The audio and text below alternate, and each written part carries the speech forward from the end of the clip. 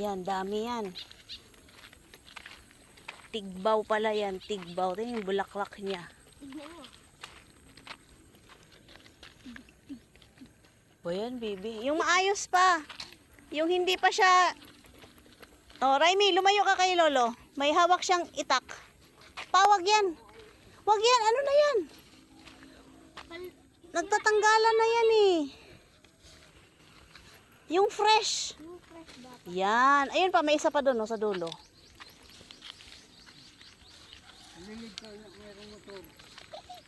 Tabi kayo, may motor, pababa. So much feathers. Yes. Feathers too. No, okay pa yan. Okay. Ay nako, sa mga taga rito, hindi pinapansin yan. Kasi pangkaraniwan na lang sa amin. Pero, ano, pero sa mga